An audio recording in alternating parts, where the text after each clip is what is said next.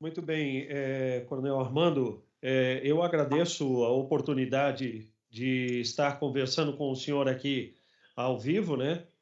Vocês me ouvem normal? Ah, perfeito. É, Agradeço a sua oportunidade dessa entrevista e também quero colocar, eu sou diretor da Rede de Mais FM de rádios, também sou presidente da CDL aqui na nossa cidade e falando sobre essa sua experiência, Douglas Fernandes, e o senhor fala, né, que dessa sua carreira, dessa sua trajetória, se apresentou, o seu histórico, como envolvido na comunidade, mas nós também aqui, de uma certa forma, falando em nome da nossa região, né, nós temos a cidade de Taió, Rio do Oeste, Rio do Sul, Agronômica, Laurentino.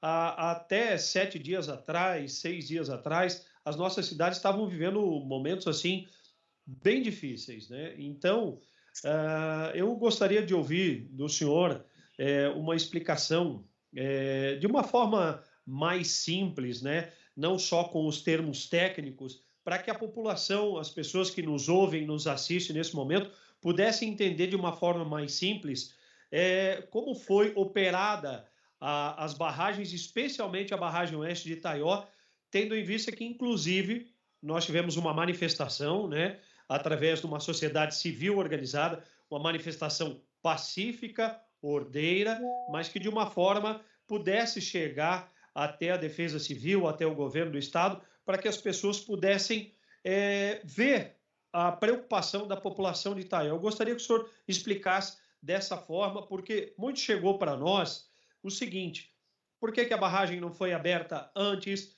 Por que se esperou muito tempo? Por que se fechou ela muito antes? Então, se o senhor pudesse nos explicar dessa maneira, de uma forma mais simples, seria bem importante a gente poder ouvir as suas palavras nesse momento. Bom, Denis, eu queria aproveitar essa oportunidade, agradeço a você, eu queria me dirigir à população do Taió, também dizer que eu moro numa rua em Joinville que alaga, e eu há muito tempo convivo com enchente, só que não chega à minha casa, mas toda vez que nós temos uma enchente, eu vou ali ajudar as pessoas da minha rua. Então não sou insensível à situação da enchente, nunca foi nas proporções que nós tivemos em Taió, e aí eu queria dizer, foi a maior enchente já registrada. Taió hoje acumula mais de 700 mililitros de água em pouco mais de 40 dias. A gente sabe, então, o impacto.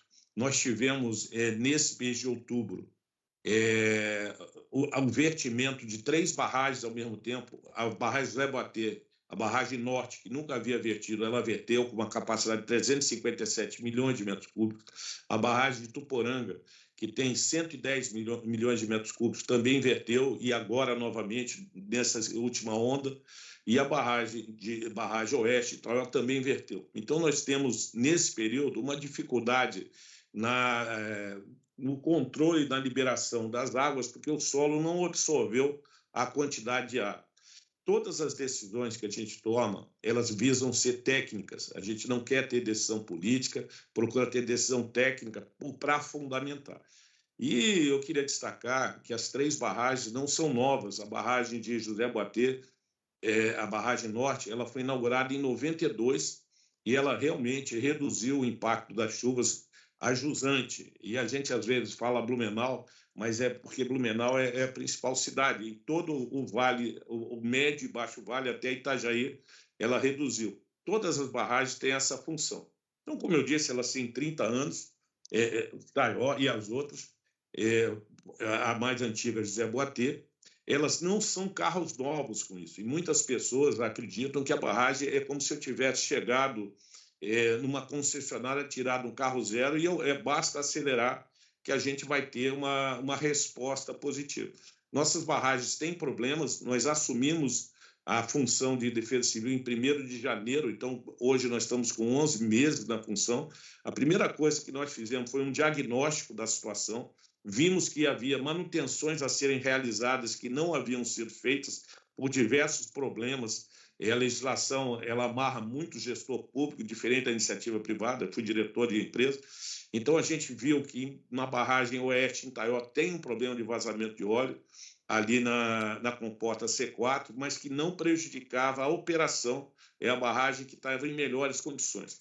A barragem Sul Ituporanga tinha um problema na C4, um vazamento provocado por essa comporta que se desgastou, ela permanecia fechada. Ela tem 5 comportas, nós estávamos com 4 operando e uma fechada. Houve uma solicitação para abertura, nós colocamos, olha, podemos abrir, mas existe risco de haver um dano na sala das comportas, e houve realmente esse dano, isso gerou um prejuízo na comporta, numa das comportas, e na sala das comportas nós não temos acesso pela velocidade das águas, quantidade de água. Nós conseguimos operar por um dos meios de apoio, mas a gente ainda não teve acesso para ver a dimensão de como foi afetada por abrir. E a barragem do Zé Boatê, ela tem uma situação de estar desde 2014 sem equipamento de controle, foi retirado pelos indígenas em ações, e desde lá ela foi operada algumas vezes com meio de controle hidráulico externo, e aí tem o Ítalo aí da região, o Murara e mais um vereador que se prontificaram a ajudar. E eu, como órgão público, eu tinha uma preocupação se caso a gente fechasse as comportas, nós poderíamos abrir as comportas. Nenhum engenheiro deu uma informação técnica para nós que funcionaria. Nós procuramos engenheiros da Defesa Civil, procuramos engenheiros da Eletrosul, e todos eles foram unânimes em dizer, olha, nós não temos segurança que isso vai poder abrir posteriormente, e isso pode gerar um problema, porque uma barragem fechada ela passa a acumular muita água e reduz a capacidade de contenção dela. Então, isso depois nós operamos a barragem José Boatê no dia 8 de outubro com o equipamento externo, fechou-se a comporta. No dia 15, nós fomos lá novamente com o equipamento externo e uma das comportas não abriu por problema de pressão. Então, nós estamos atuando e não temos condições de dar solução agora, embora a gente descobriu, na primeira vez, eu tinha uma equipe da Eletrosul, que eu trouxe do Rio Grande do Sul, para operar a barragem, porque por mais que a gente tenha contatos e as pessoas ajudem, o órgão público deve procurar órgãos públicos. E a gente buscou, via Eletrosul, trazer uma equipe que também poderia ter sido empregada em José Boatê com expertise. E 8h15 nós operamos a barragem de José Boatê. Depois nós fomos informados que a Celesc tem 15 barragens de geração eletrônica de energia no estado. Isso há muitos anos, e a Defesa Civil, eu e nenhum dos nossos antecessores deixou registrado isso, e fizemos contato com a Celesc, passamos a ter apoio da Celesc com material, com equipe especializada para operar as barragens e resolver alguns problemas para nós. E desde lá nós estamos trabalhando em parceria com a Celesc. Em relação às barragens também, o fato das comportas exigirem áreas técnicas, a gente procura seguir as orientações da Secretaria de Defesa Civil, onde nós temos uma coordenação de monitoramento e alerta que trabalha com informações meteorológicas e hidrológicas. Nós temos um setor de hidrologia e uma empresa chamada Fractal que fez um manual para a gente operar a abertura das comportas, definindo alguns fatores para a gente trabalhar. Um dos fatores é o nível da barragem, o nível que a barragem tem de água. Depois, o volume de águas no rio, qual é o nível que o rio subiu. A quantidade de águas previstas, de chuvas previstas, a montante e a jusante. E também a vazão do rio. E o rio tem vazões diferentes. O rio, aí na área de Taió, Laurentino, Rio do Oeste, que vai para Rio do Sul, ele tem uma vazão bem mais lenta do que a vazão quando ele está descendo para Blumenau. Lá e fazia mais rápido. Então, isso permite que a gente possa abrir com mais velocidade. Também nós consideramos, além dessa situação, o impacto que a abertura das comportas, nós queremos chamar Oeste e não Taió. Quando a gente chama Taió, dá uma ideia de pertencimento exclusivo a Taió. A barragem Oeste ela tem uma função, dentro da regulação das águas do Alto Vale, de conter as águas que chegam ali na região e passa por Taió, Rio do Oeste, Laurentino, chegando ao Rio do Sul. Essas 3 cidades são as mais impactadas. E não só pelo rio Itajaí do Oeste, mas Taió sofre influência do rio que vem de Salete e de outros rios que impactam Taió. Então, não é exclusivamente a barragem de Taió, a água que vem pelo rio, que impacta Taió. Então, o primeiro ponto é esse. E a gente passou a trabalhar em contato com as defesas civis dos municípios. Então, nós sempre íamos operar, nós procurávamos, depois que começou a ter essa dificuldade, nós operávamos em conversa com as defesas civis. Algumas vezes, eu atendi o prefeito de Taió. Antes, no dia 8 de outubro, às 10h50, eu tenho registrado uma ligação dele para mim, solicitando apoio, que a água tinha subido muito em Taió, que havia uma necessidade de recuperar, de retirar pessoas do segundo piso. Eu atendi o prefeito naquela hora. A partir dali, eu continuei atendendo, acionei a nossa Defesa Civil, que estava de plantão, chamei o coronel César e a autoridade. César, como é que está trabalhando a Defesa Civil para retirar as pessoas em Taió? Falei, coronel, nós estamos com tantas equipes e equipes se deslocando para a cidade para atender. É que a demanda foi muito grande no primeiro momento, as pessoas se assustaram e a capacidade inicial ela não estava pronta para atender aquela resposta. Então, foram mobilizados veículos dos bombeiros, barcos dos bombeiros que partiram de Rio do Sul. Eu acionei o Exército Brasileiro e, na segunda-feira de manhã, o Exército estava presente em Taió por acionamento meu e passamos a acompanhar Taió em todos os momentos. Sempre procuramos atender ao município nas demandas sem estar falando o que a gente fazia, porque nós temos que trabalhar. E fizemos isso. Então, a partir do dia 8.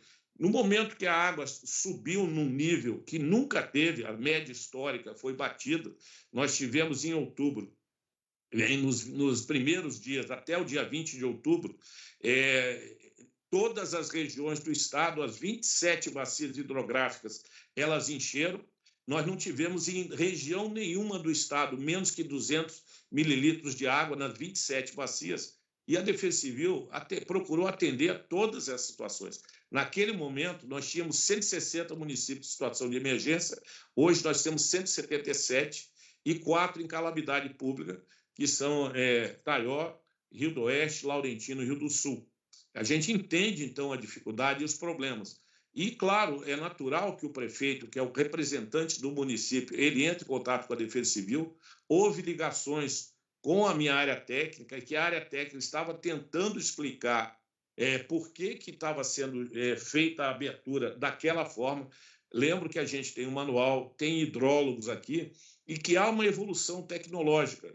Em 2008, nós não tínhamos radares dentro da Defesa Civil. É uma melhoria do projeto JAICA. Hoje nós temos 4 radares, um em Lontas, um em Chapecó, um em Araranguá, foi inaugurado em Joinville. Nós temos acesso ao satélite GOES da NASA, o GOES 16, que nos permite antecipar a chegada dos ciclones e das massas de ar frio, e massas que vão impactar o nosso estado. Inclusive, com isso, a gente pode alertar antes as ações, e isso ocorreu.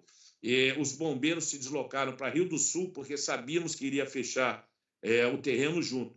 E, a partir daí, então, começamos a ter, quando houve a gravação de uma ligação do prefeito com o nosso servidor e aquilo viralizou, nós passamos a dizer, olha, vamos passar a falar tecnicamente, vamos evitar de dar algum tipo de informação que possa ser retirada de um determinado contexto e parecer que a Defesa Civil não quer auxiliar.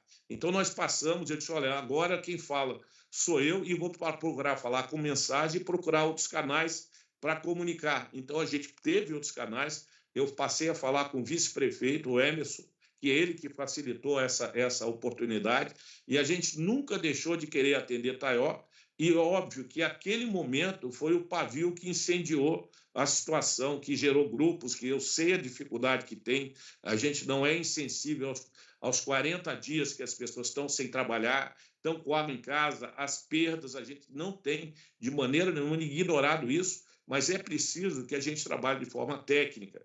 E eu vou colocar uma metáfora que eu tenho usado. E nós temos aqui 7.800.000 habitantes de Santa Catarina em 295 municípios, enfrentando uma chuva muito grande. Se a gente tirar essas pessoas e embarcar num navio, esse navio ele passa a enfrentar tempestades no mar. E dentro do navio existem certas funções que são importantes e estratégicas. A primeira é o comandante do navio. O comandante do navio Santa Catarina, que eu estou chamando agora, nós estamos no navio, é o governador Jorginho Melo, que, preocupado, tem tomado ações para a proteção da população. Sempre ele faz essas ações, divulga, tem sido bastante presente. E a minha função dentro do navio é ser o imediato do navio. O que faz o imediato do navio? O imediato do navio, ele não aparece, ele normalmente está na ponte de comando, raramente ele sai eventualmente, mas ele é o responsável por dar as informações técnicas do navio. Qual é a velocidade que nós vamos fazer? Se o navio sai aqui de Florianópolis, que é ir a Miami, eu vou traçar a rota. Dentro dessa rota, nós vamos dar uma velocidade de cruzeiro. E se tiver tempestade, nós vamos reduzir a velocidade do navio, desviar das tempestades, é isso que falo. Se a gente tem neblina, a gente reduz a velocidade. Se tem risco de iceberg, você reduz. E tem no navio, além da ponte de comando, onde atua o governador, que ele pode sair, o comando do navio faz isso, tem o imediato e uma equipe que trabalha com ele, tecnicamente, para dar isso, procurando preservar a casa das máquinas, que é o que empurra, direciona o navio, dá força para ele seguir, e o leme, que facilita a direção. Então, com esses equipamentos, o navio chega de forma segura ao seu porto. E ainda, quando a gente embarca no navio, você vai para uma cabine e vai encontrar ali colete salva-vidas e passa a estar no colete, no navio, seguindo as normas do navio, normas de horário de almoço e tal.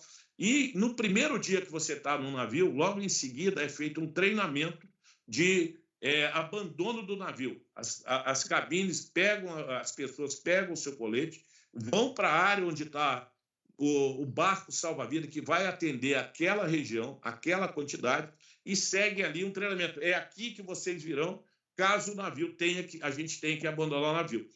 E aí eu vou mudar isso e falar do navio Titanic. Em 1912, em abril de 1912, o Titanic, que era um navio inafundável, na sua primeira viagem, que saiu da Inglaterra, ia chegar em Nova York, ele estava no Atlântico Norte, no período do outono, saindo do verão, já na primavera para a Europa, mas outono, ele estava se deslocando para Nova York, numa época que a gente não tinha radares nem sonares, que a pessoa, para ver para onde ia, ele tinha que usar binóculos, subir numa ponte, em dia de nevoeiro, com iceberg, com mar revolto, e houve uma ordem ao comandante do navio para o navio acelerar a velocidade para chegar mais rápido em Nova York. Isso é história, conta. E esse navio, então, acelerou a velocidade, desprezando os riscos, e chocou-se com o iceberg na madrugada do dia 14 de abril. Quando esse navio se chocou, ele levou a tripulação, viu que o navio iria afundar, e aí gerou um pânico. As pessoas se dirigiram para os botes salva-vidas e começaram a querer descer de qualquer forma, descendo um bote salva-vidas que cabia de 50 pessoas para mais, descendo com 30, às vezes bate 80, descendo com a população, com a tripulação pressionada, desceram e abandonaram o navio. Morreram 1.542 pessoas, mas muito mais pessoas poderiam ter sido sobrevivido se as normas técnicas tivessem sido seguidas. Não tivesse acelerado a velocidade do navio, que foi uma intenção empresarial, e o comandante do navio, naquela época, não era o nosso governador.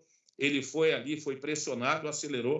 Nós tivemos ali uma situação de pânico, onde as pessoas abandonaram o navio e a tripulação, poucas pessoas da tripulação sobreviveram, só aquelas que foram para operar o barco salva-vidas. Então, o que eu quero colocar? Nós, quando trabalhamos tecnicamente, a gente trabalha preocupado que esse navio Santa Catarina chegue no porto os 295 municípios. E eu não posso abrir ou fechar uma comporta pensando exclusivamente no município. Eu tenho que pensar em Itaió, Rio do Sul, Laurentino, Rio do Oeste, que são impactados com a abertura. Isso foi feito. E todas as informações que a gente teve foi da nossa área de meteorologia. A Defesa Civil de Santa Catarina é reconhecida como uma das melhores do Brasil e muitos que contribuíram para isso moram na região e sabem disso. Então, a gente procura ter técnico. Nunca nos fechamos a ter comunicação com o município. Pelo contrário, a gente quer... Ontem, quando eu vi uma movimentação, liguei ao vice-prefeito, pedi para falar com o Marino, que é seu amigo, que conhece vocês, e ele agendou essa entrevista, disse, olha, é importante que a gente possa falar um pouco. Eu não falava, porque eu acho que não havia... a gente quer trabalhar. Mas, ao não divulgar, faltou uma comunicação nossa com o município. A gente tinha comunicação com as autoridades, sim, sempre mantivemos, mas nunca com o cidadão. E esse é um aprendizado nosso. Nós temos que estar melhor a comunicação. A outra situação, ontem foi citado, que algumas pessoas estão comentando, ajudando vocês. E eu gostaria que a gente também conversasse com elas. Eu não conversei com essas pessoas, eu só falei com o Defesa Civil e prefeito e vice-prefeito do município. Essas pessoas que têm experiência, nunca vai se desprezar a experiência, nós não tivemos contato. Então, quando há alguma informação que parte de uma pessoa que não está trabalhando na Defesa Civil, e a gente segue informações técnicas, e eu procurei sempre preservar as informações técnicas, defendendo o nosso meteorologista, o Fred, que naquela situação ele ficou exposto. O Fred foi selecionado para representar o Brasil num congresso de meteorologia em Israel. Quem selecionou foi o governo de Israel.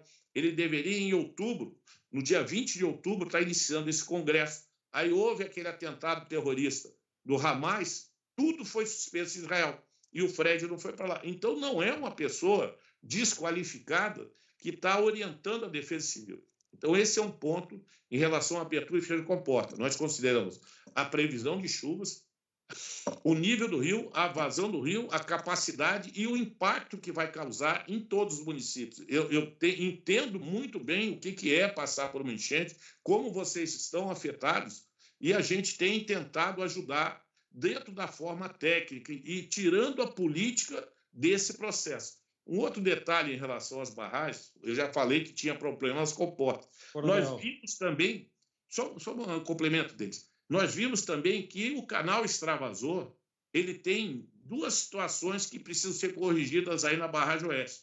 A primeira, se você abre o canal extravasor muito rápido, o volume de águas que vai sair, ele vira logo à direita no rio e vai atingir uma ponte ali em cima. Essa ponte, em 2017, ela foi coberta pelas águas.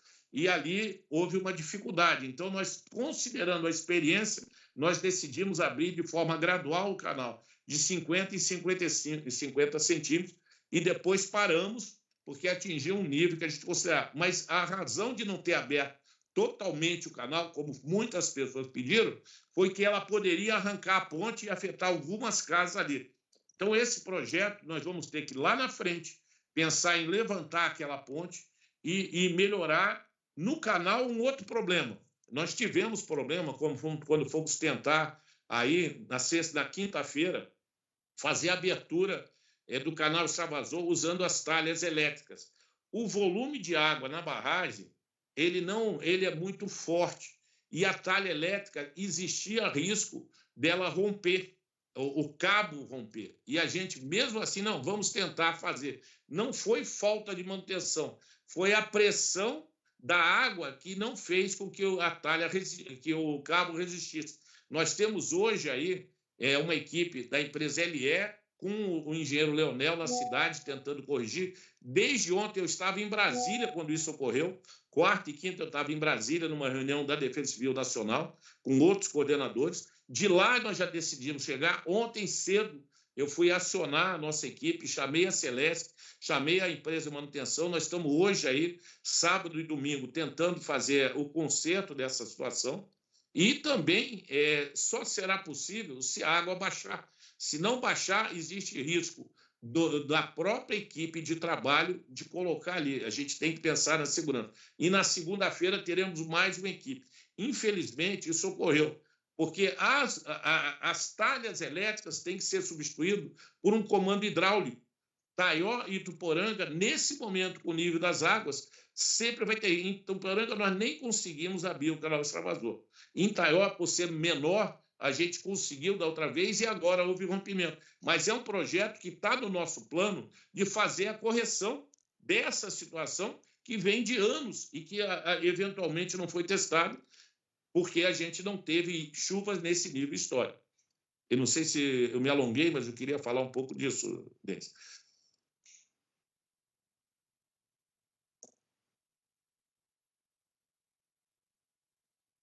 Perfeito. Perfeito.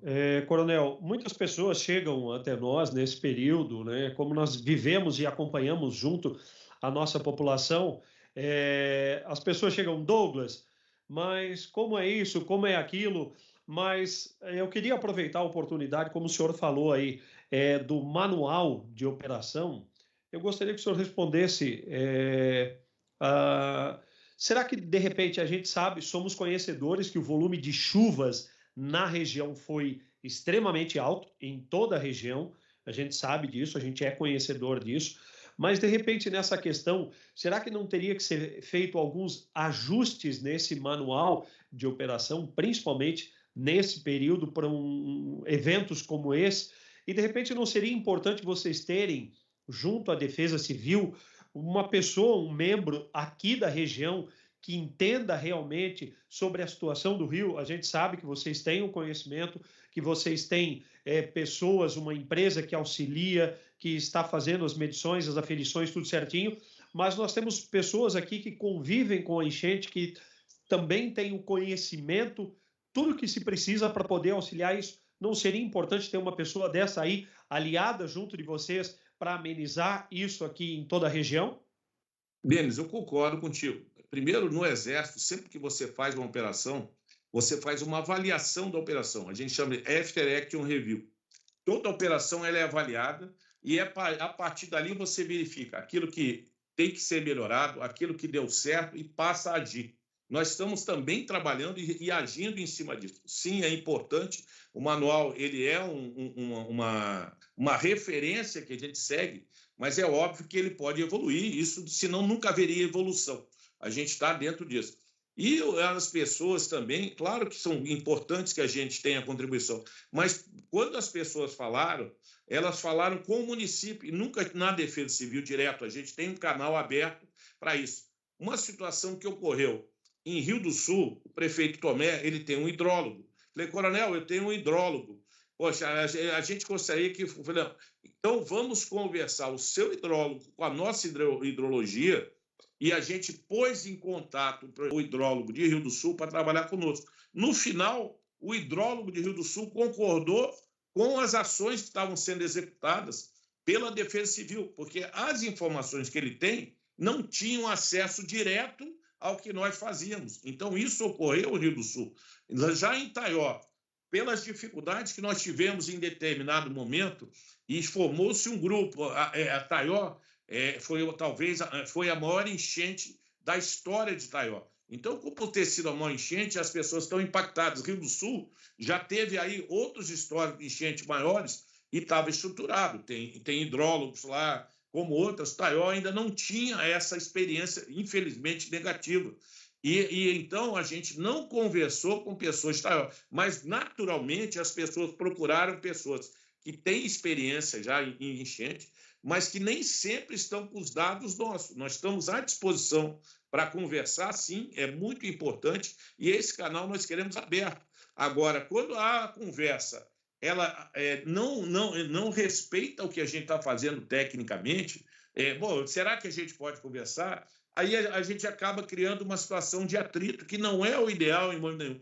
Quanto menos atrito a gente tiver, quanto mais junto nós trabalharmos, mais rápida vai ser uma solução e menos traumática será essa solução. Então, em momento nenhum, nós deixamos de querer conversar, fizemos isso em Rio do Sul, tá? Com o hidrólogo, estamos à disposição de conversar. Ontem, na conversa com o Marino, eu pedi, Marino, eu queria conversar contigo, você não me conhece, eu estou vendo o movimento, o seu nome está aparecendo aí. Eu falei com o Emerson, aí nós ficamos quase 1 hora conversando. O Marino colocou pontos importantes para mim, que eu considerei. Falei, coronel, eu achava que o senhor não ia falar com a gente. Falei, bom, eu não falei porque havia uma situação complicada. Ele falou que não tem ponto de hidrologia ali em Sablete, que a gente existe um planejamento para a gente ter pontos que meçam outras regiões que impactam os municípios. Hoje nós temos 42 pontos no estado da Defesa Civil, nós temos um projeto que sai quase R$1 bilhão, de ter 205 pontos e melhorar, mas para isso a gente precisa buscar recursos. Então, nós estamos sim abertos a conversar, nunca tivemos fora disso, mas excepcionalmente houve uma situação que a gente não havia conversado com o Taió, com a população, e falamos só com a Defesa Civil do município e com o vice-prefeito.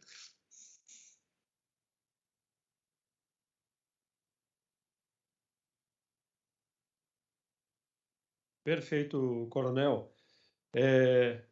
Também quero aproveitar a oportunidade e nós sabemos que a Defesa Civil possui recursos independentes, né, para algumas obras, para algumas questões.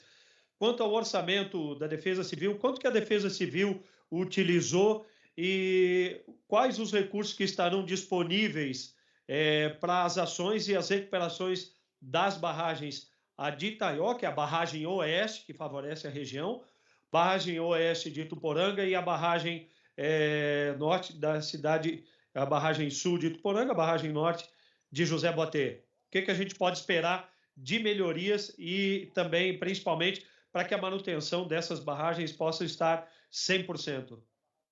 Bom, como eu disse, a gente assumiu em janeiro, pegamos uma situação que vinha de anos anteriores, não transferindo responsabilidades, mas sim assumindo as responsabilidades a partir de quando a gente chegou. Houve também uma notícia infundada que saiu sobre redução de verbas da Defesa Civil para manutenção de barragens e obras. Nós temos recursos para manutenção, nós tínhamos uma licitação já concluída da colocação no stop-log na barragem sul, em Ituporanga, da C4, a empresa contratada, mas começou a chover, e nós não conseguimos iniciar o serviço. Stop-log é colocar uma placa na frente da comporta, interrompe a entrada da água e você consegue verificar a situação da comporta, que estava vazando para dentro da casa das comportas, daquela área, e a partir dali nós faríamos em cada comporta. Esse recurso existe, a licitação está aberta com a empresa vencedora de São Paulo. E também foi realizado, isso de anos anteriores para cá, troca da galha, das grelhas da barragem sul de Ituporanga, foi feita a limpeza da barragem Itaió, foi feita a limpeza dos detritos também em Ituporanga, foi feita a dragagem do rio ali em Ituporanga. Então, temos atuado ali, mas algumas ações são mais importantes. Além da limpeza, nós temos que fazer a manutenção específica. Recursos existem. E com relação a José Boatê, desde que nós assumimos aqui, a primeira medida minha foi: nós vamos resolver a situação de José Boatê. Se arrasta desde 2014, os índios retiraram o equipamento de controle. Houve, em alguns momentos, ações externas, e existe um vídeo da Defesa Civil de abril ou maio de 2019, que foi feita uma ação externa com o equipamento do próprio Murara, de outras pessoas. Ali a barragem não estava no nível elevado que ela está. Uma coisa é você trabalhar com a barragem vazia quase, movimentar as comportas, a outra é quando ela tem pressão de água, que muda fisicamente a força que a barragem tem. Nós tivemos problemas em outras barragens, exatamente, estamos tendo, porque o nível da água não facilita a movimentação, precisa de muito mais força. Então, nós estamos fazendo isso. Desde 2000, que eu assumi, no dia 31 de janeiro, nós fizemos uma reunião com os índios, apresentamos um plano de contingência para caso de cheias lá. É um plano que está em execução, nós aprovamos isso. Depois nós levamos ao governador as situações que ocorriam aqui com a Defesa Civil. A Defesa Civil, houve uma desvirtuação, na minha opinião, do que ela deve fazer. Nós temos que fazer prevenção e restabelecimento. A Defesa Civil estava responsável pela construção das barragens do projeto JAICA, as 3 barragens, Mirim Doce, Petrolândia, Braço do Trombudo, e mais os projetos das 2 microbarragens em Agrolândia e em Pouso Redondo. A barragem de Botuverá, ela passou para Casano. Então, essa construção estava na Defesa Civil, sendo que nós tínhamos 2 a 3 engenheiros para tocar obras. Qualquer engenheiro sabe as dificuldades que tem. E ainda tem a parte ambiental que entra em contato para fazer uma obra.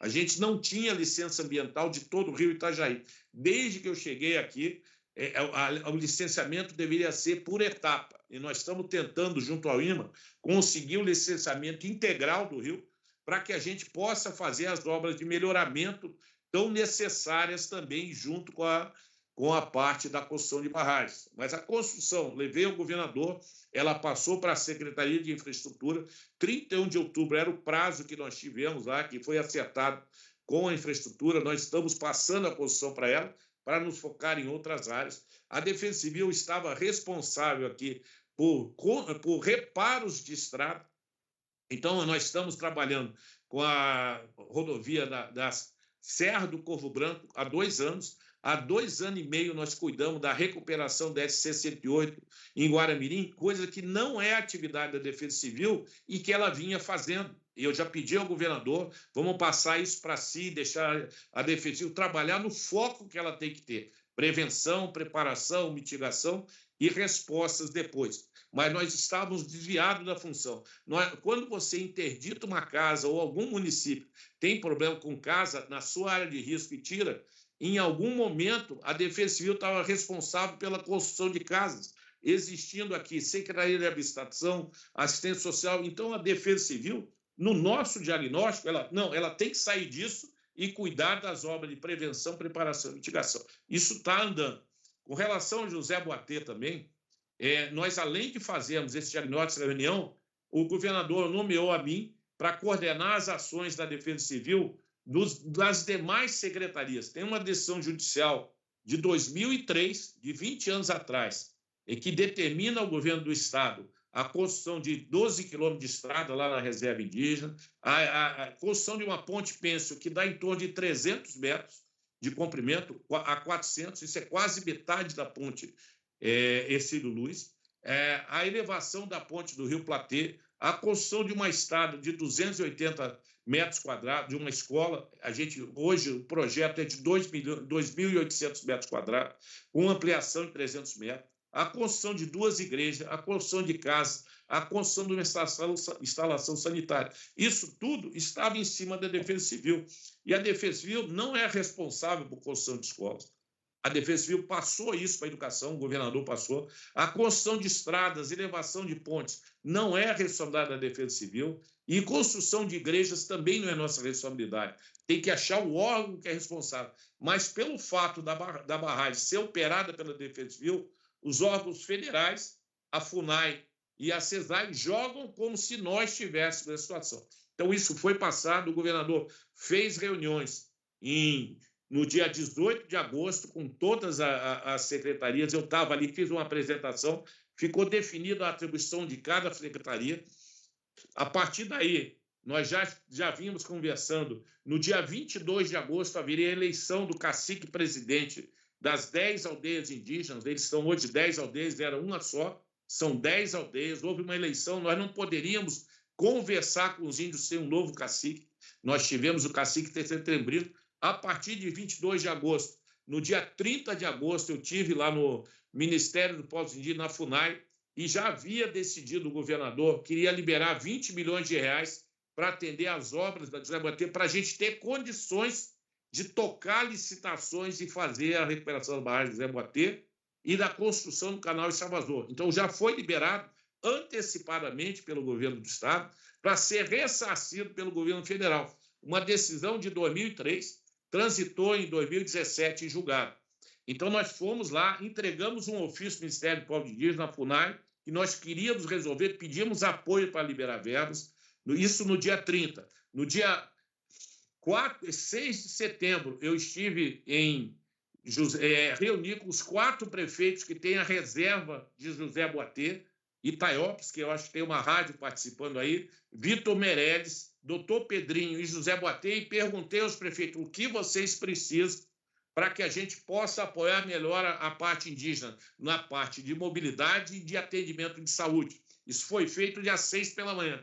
Dia 6 à tarde de setembro, eu estive lá com os caciques, entregamos o ofício do governador, expusemos isso. Existe muita desconfiança dos caciques em relação à Defesa Civil, pela situação que vem há muitos anos que eles reivindicam, e a gente já teve lá secretário preso, houve conflitos. Então, no dia 6, eu conversei com os caciques, No dia 11, eu tive em Blumenau, na CIB, falando da situação das barragens, e daquela reunião antes, eu falei com o procurador do Estado em Blumenau.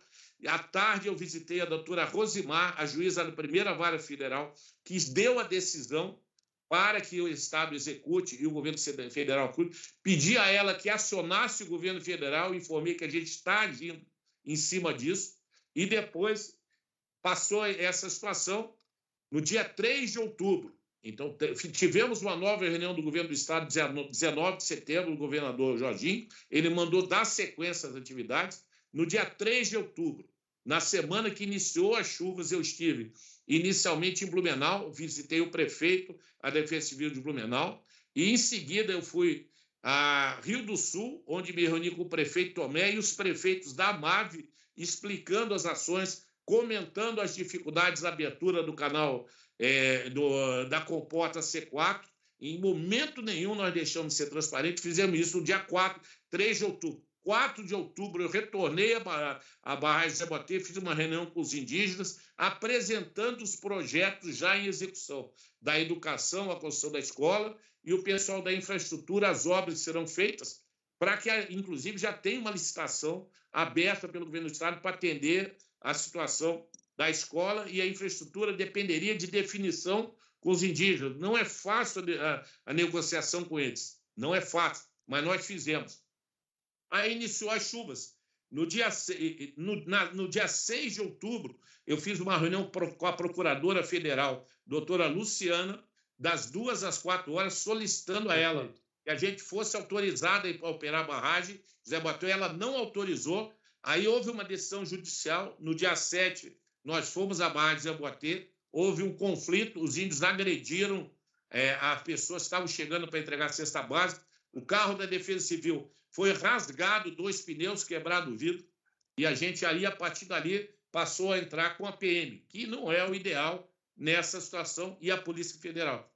Dia 15 nós fomos com a PM, a partir de agora nós não precisamos da PM, mas há um conflito em relação a essa situação que não é simples. Então nós não conseguimos executar a obra da recuperação da barragem, colocando sala de mês, e o canal Extravasor, que não está concluído, tem uma placa que deveria ter iniciado dia 22 de novembro de 2022 e a obra seria concluída em 2024, em fevereiro.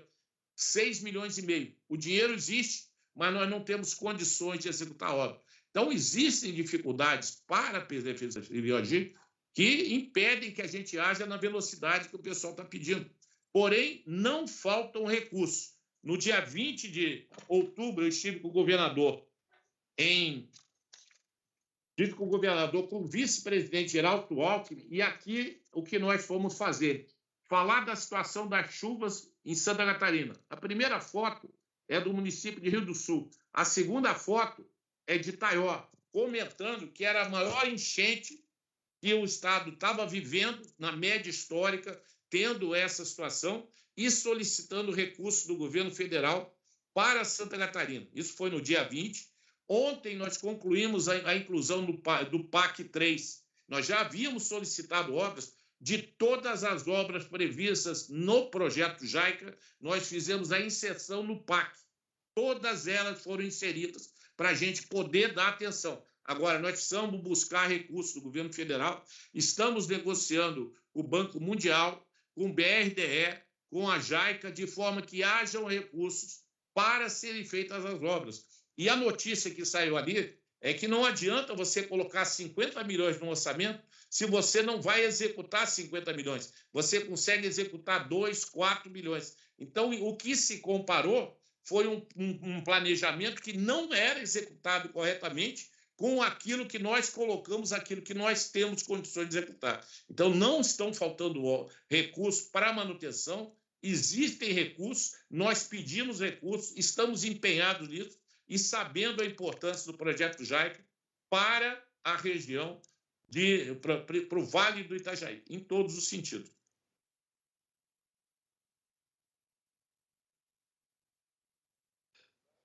Perfeito, coronel. Quero aproveitar também a oportunidade, o senhor nos fala, né, sobre esses orçamentos, sobre todos os detalhes importantes que vêm sendo estudados pelo governo.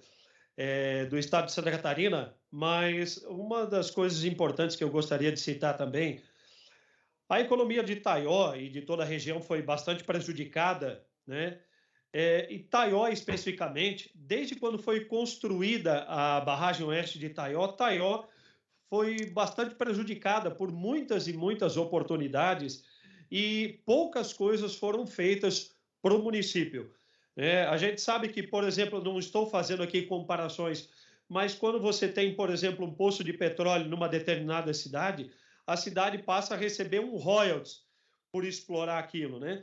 Itaió dificilmente vem algo de obra que favoreça naquele quesito. Por exemplo, a cidade foi bastante prejudicada no comércio, na indústria, na agricultura, o prestador de serviço, inclusive com ligações dentro da própria cidade, dentro da própria região, né?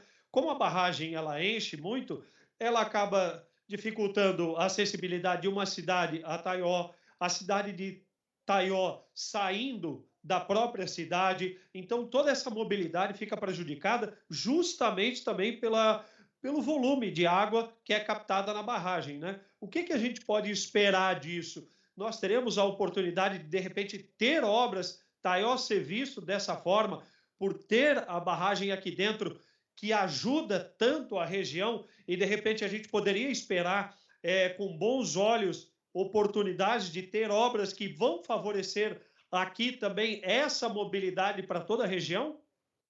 Bom, eu concordo com você, sim. Quando você tem royalties de petróleo, o município ele tem uma renda extra. Eu sei que Itaió tem 18%, 18 mil habitantes, mas é uma região, é uma cidade mais importante da sua micro-região.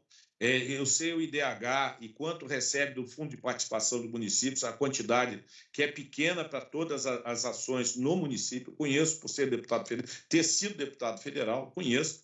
Essa ideia sua de um ressarcimento ao município, eu acho muito interessante. Ela tem que ser levada à frente pelos parlamentares, e aí eu digo, eu fui parlamentar por 4 anos, vejo que é uma ideia importante, eu sei que vocês têm representantes aí, o deputado Oscar Gutz tem me ligado, Armando, dá uma atenção para informa as coisas, eu falo muito com o deputado Oscar Gutz, ele falou, coronel, conta comigo, a gente também vai fazer essa ligação. Então, vocês têm o deputado Oscar Gutz, o Jorge Guetem, que também é da região de Itaió, que também é um deputado federal, é bastante ativo. Tem o Rafael Pesetti, tá? Também aí da região de Tuporanga, que substituiu o nosso deputado Peninha, que deixou, mas o Rafael permaneceu, tem a mesma área de atuação. Então, eu acho que é uma ideia muito boa, que deva ser dentro da nossa visão aqui. A gente já está querendo priorizar, e aí não existe projeto aí da sobrelevação daquela ponte quando a água sai do canal de Salvador. Em 2017, ela passou por cima, tem que fechar rapidamente ali a comporta, e hoje nós temos um risco de abrir a comporta totalmente do canal de Salvador para não levar aquela ponte. Então, ela tem que ter, de alguma forma, ser sobrelevada aquela ponte para que a gente tenha mais segurança. E existem casas na frente. Dentro das obras do projeto JAICA, nós temos várias situações do Alto Vale do Itajaí. Você tem obras em Timbó, obras em Itaió, em Laurentino, Rio do Oeste e Rio do Sul. E tem um trecho grande de 21 quilômetros de desacionamento do rio, que vai de Rio do Sul a Lontras. Ali, se aquilo for aberto, há um gargalo ali na indústria Salto Pilão, e aquele gargalo aberto, a vazão do rio será muito maior. Mas as ações têm que ser técnicas. A gente pode construir barragens sem impactar a vazão do rio. Nós regulamos melhor a vazão do rio. Se a gente só mexer ali, a água vai descer mais rápido e vai impactar toda a região embaixo. Então, normalmente, você inicia as obras da foz do rio, o alargamento da foz, indo para o Médio Vale e do Alto Vale. Nós vamos fazer agora, estamos com um grupo de trabalho para ver que obras serão feitas prioritariamente dentro de todas as regiões para que nenhuma delas fique desassistida. Então, isso está sendo feito agora, esse grupo de trabalho está criado. Ontem nós colocamos, e foi orientação do governador Jorginho Melo, coloque todas as obras previstas, e não só essas, como o governador tem uma ideia de fazer um projeto chamado Proteção Mais Segura, levado a sério, onde a gente vai trabalhar com as demais bacias dos rios do estado, e de forma a ir desassoreando os rios, reduzindo, fazendo um trabalho que é feito na limpeza do rio. Dragagem tem que ser feita permanentemente. Não adianta você fazer uma vez que retornar a tudo. Então, tem que haver um meio de melhoria, plantando também árvores para segurar mais as terras, a limpeza dos rios. Isso tudo será feito. Agora, em relação às obras, eu posso dizer a vocês que elas foram colocadas. Nós temos que buscar recursos, tá? E esses recursos dependem também de ação política, tá? E eu vejo como a MAVE se movimenta. O vice-presidente Geraldo Alckmin, acho que já visitou ali, o ministro Valdez Góes já esteve lá, eu estive com o ministro também, quando houve, eu estive lá. Foi apresentada a situação de toda a MAVE, não exclusivamente Rio do Sul, a solicitação de recursos. E o governo de Santa Catarina, em momento nenhum, deixou de ser. Tanto que aqui, quando a gente apresentou lá em Brasília essa planilha, no final, nós apresentamos o projeto JAICA, pedindo recurso para o vice-presidente para as obras do projeto JAICA. Aqui está a parte de cima e aqui cada uma das obras do projeto. Então, a Defesa Civil, ela não está esquecendo de Taió ou da região de maneira nenhuma, só que a gente não tenha, talvez, não tenha divulgado para vocês as nossas ações, que se pautam na parte técnica e de segurança, e estamos, sim, abertos a conversar sempre com as pessoas. Quem puder contribuir, o nosso canal está aberto, a gente fala, recebe aqui na Defesa Civil, faço questão que venham conhecer a Defesa Civil de Santa Catarina e que a gente possa trabalhar junto para resolver esses problemas. De maneira nenhuma, a nossa intenção está prejudicando o município de Taió, eu já passei por aí, de maneira nenhuma eu gostaria de que acontecesse isso. Então, era essa a minha colocação, eu não sei se a gente vai prosseguir, também tem mais gente pedindo para eu falar para Taió, uma outra rádio pediu para que eu falasse, eu gostaria de poder falar, mas eu sei que aqui nós já estamos atingindo muitas pessoas, e é muito importante isso ocorra. Uma das melhorias que nós temos que fazer é melhorar a comunicação. Mas quando a nossa comunicação está sendo feita, a gente tem que trabalhar com seriedade. Qualquer comunicação nossa, ela, às vezes, dentro dos grupos, elas estão sendo entendidas de forma errada. E não é essa a nossa intenção, é sempre trabalhar de forma técnica, com segurança e em prol da proteção da população.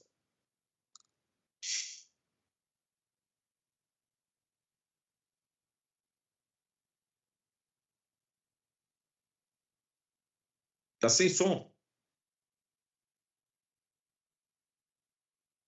Agora sim. Coronel, enquanto o Douglas se reconecta com a gente aqui na chamada, eu gostaria de aproveitar essa fala do senhor, essa conversa que o senhor está tendo com a gente, para perguntá-lo sobre a próxima semana. Tem alguns índices meteorológicos apontando para um volume alto de chuva nos próximos dias. Eu quero saber se a Defesa Civil Estadual já se programa, já se organiza nessas situações.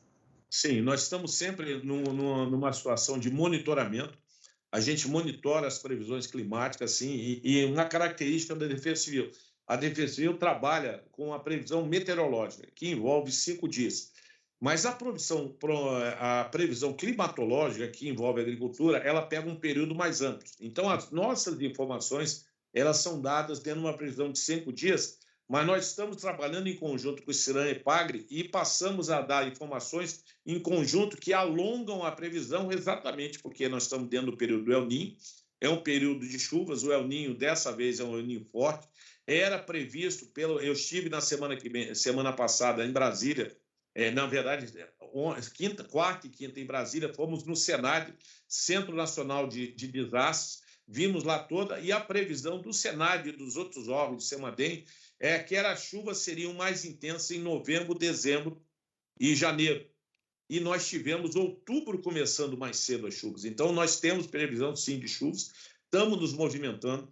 A Defesa Civil, quando transmite suas informações, ela, dentro desse movimento, a gente não quer alarmar as pessoas, a gente procura transmitir as informações de forma técnica, não omitir, mas também dar os nossos alertas.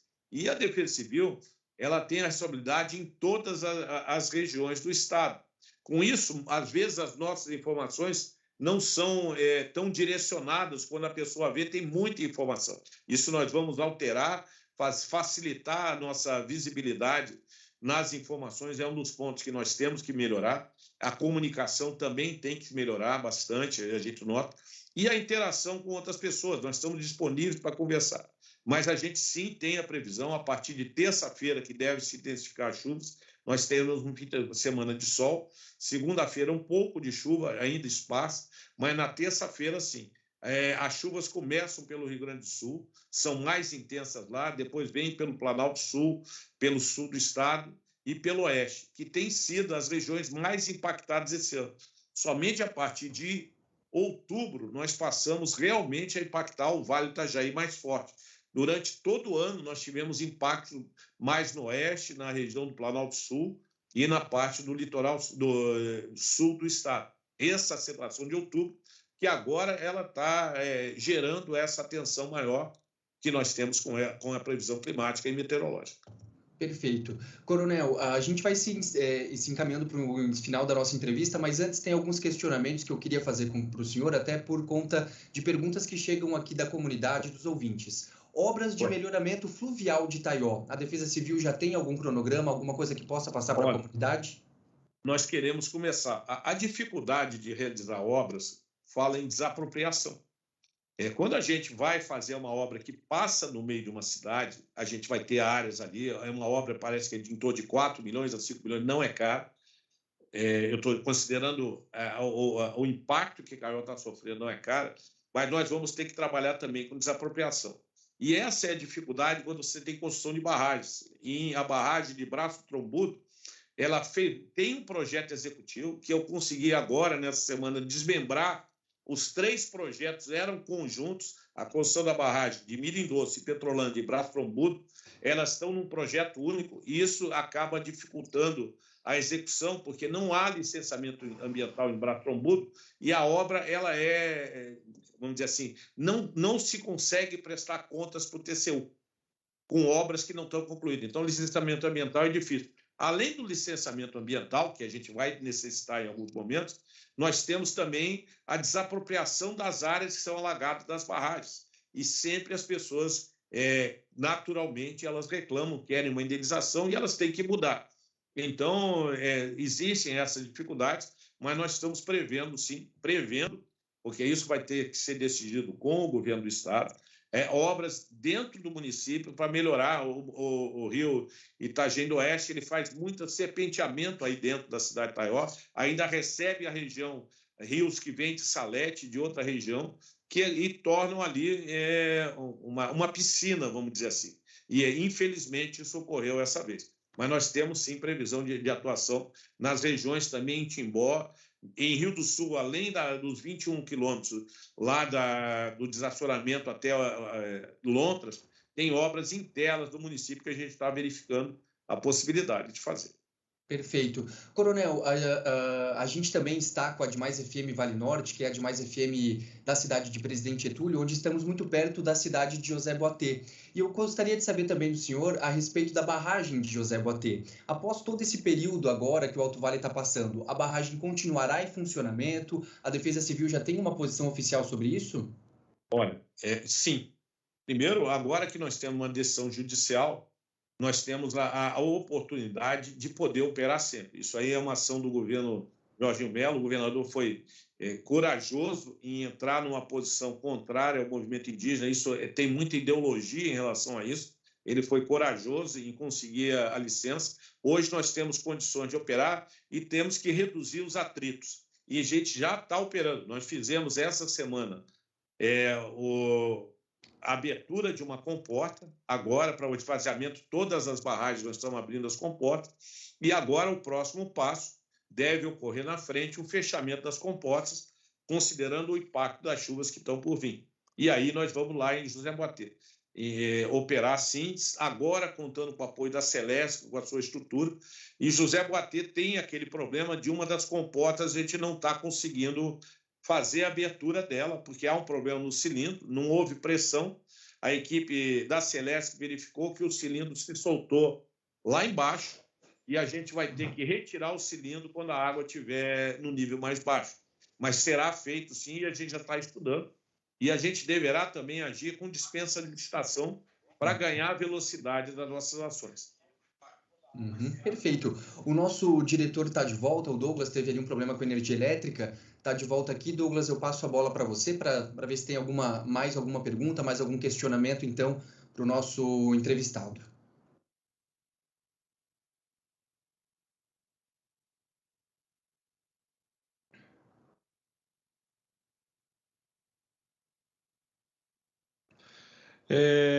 Coronel, quero, antes da gente finalizar, a gente já sabe que o senhor tem mais um compromisso, mas agradecer mais uma vez a oportunidade da sua entrevista aqui com a Rede de Mais FM de Rádios.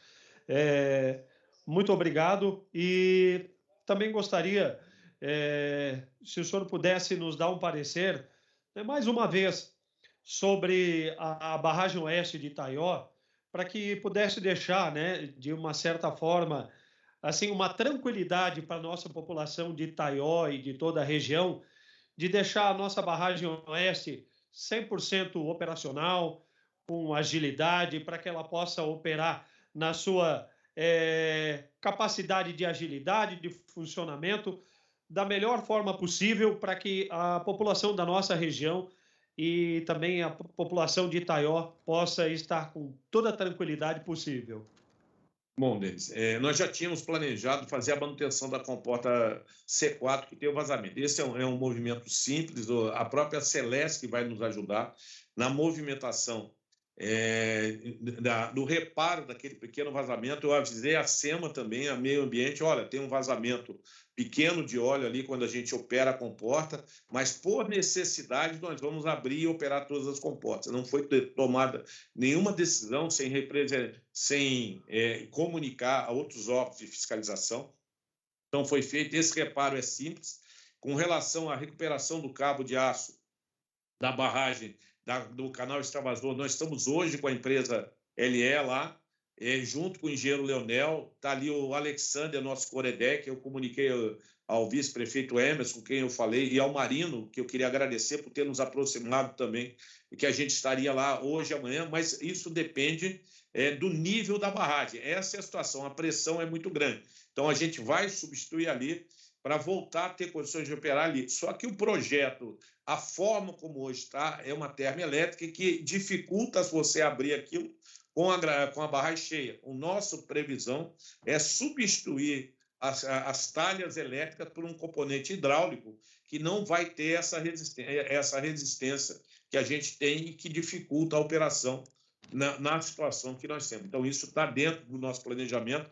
A gente está buscando recursos para fazer.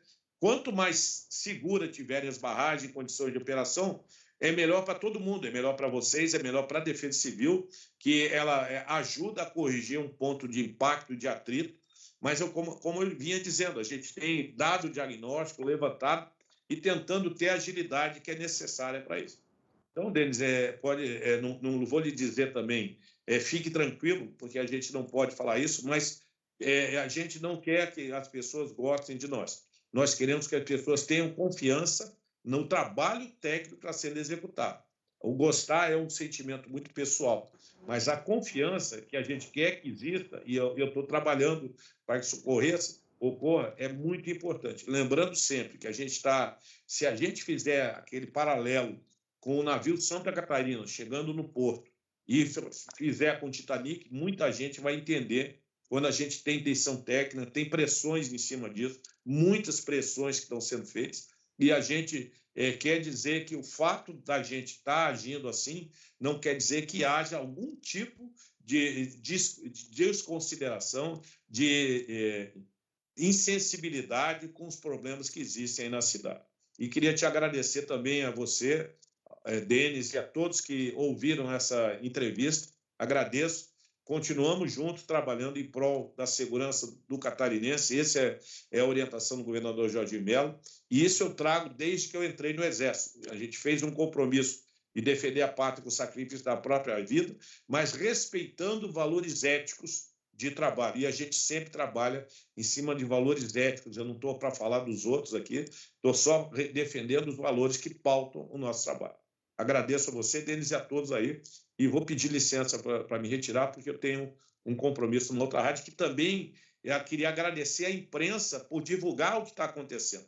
Porque a imprensa, de forma séria, ela nos auxilia. E aí a gente chega em pontos maiores. O rádio é o veículo de comunicação mais estudado, mas hoje ele sofre uma concorrência da internet, que você coloca, às vezes, coisas da internet que não são a realidade. Então, por isso, eu queria agradecer a vocês da imprensa pela colaboração, pela divulgação que tem feito com a Defesa Civil. Obrigado, Coronel Armando, secretário de Estado da Defesa Civil. Obrigado pela oportunidade da gente poder conversar aqui e esclarecer a nossa população. Nosso objetivo é um só: cuidar do nosso povo, cuidar da nossa gente, cuidar das pessoas que a gente ama, a cidade que a gente ama, a região que a gente ama, cuidar de cada um da melhor forma possível.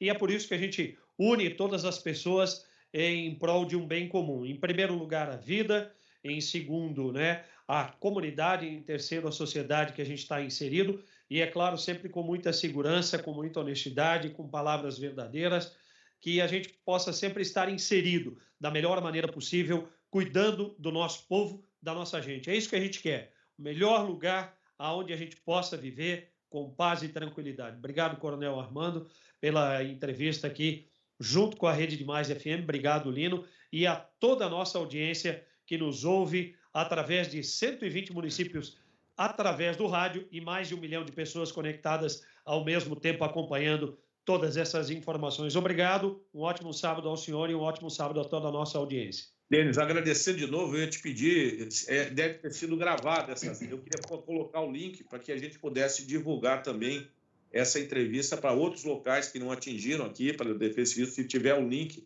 a gente poder gravar e também nos colocar à disposição de conversar com as pessoas que estão ajudando vocês. A gente está à disposição de conversar com elas e expor os nossos motivos. Toda a contribuição, ela sempre será bem-vinda. Muito obrigado. E agora eu tenho outra missão. Muito obrigado a vocês aí e um bom dia a todos. Perfeito. Vou desligar, para correr para o outro lado. Obrigado a vocês todos. Perfeito. Obrigado. Um abraço. Obrigado, Coronel Armando, pela oportunidade da entrevista. Obrigado também ao secretário de Comunicação, Obrigado. Obrigado ao secretário de Comunicação do Estado, secretário De Biasi, secretário de Estado de Comunicação, secretário De Biasi, pela oportunidade também da entrevista. Obrigado a toda a nossa audiência, obrigado a todos vocês que nos acompanharam, obrigado também a todo esse movimento feito em prol da nossa região através de todas as entidades de classes representativas e também através da sociedade civil organizada, Esse grupo de pessoas, de uma forma organizada, de uma forma ordeira, fazendo essa manifestação em prol dos benefícios do nosso povo, da nossa gente, do nosso ganha-pão, que é o comércio, a indústria, o prestador de serviço e a nossa agricultura. Todos nós estamos, juntos, hermanados, na busca de uma melhor qualidade de vida, superando esse grande desafio. E a gente vai sair dessa mais forte do que entrou, porque, afinal de contas, juntos somos mais fortes. Obrigado, Lino, obrigado a toda a nossa audiência. Fiquem com Deus aí, obrigado pela oportunidade e um ótimo final de semana. Valeu, gente, obrigado. Valeu, Douglas, obrigado. A gente desfaz a nossa